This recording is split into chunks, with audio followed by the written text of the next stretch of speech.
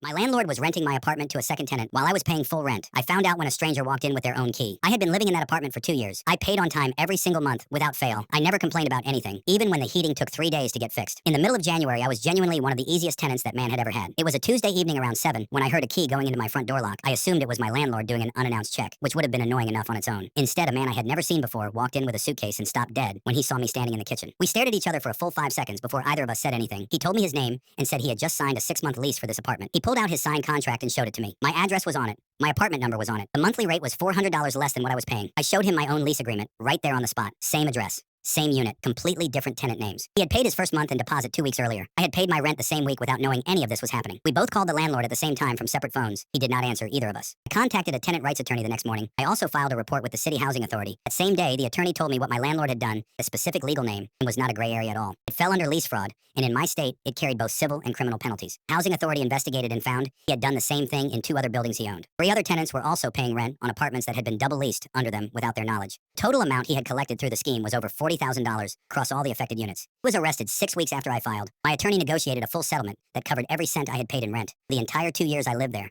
I did not have to pay another month after the investigation began because the housing authority placed the building under emergency oversight. The man who walked in with his suitcase that Tuesday evening ended up getting his deposit, first month back in full. Still text occasionally. Found a decent apartment across town and sent me a photo of it when he moved in. Never expected a stranger walking through my door end up saving me thousands of dollars. That is exactly what happened.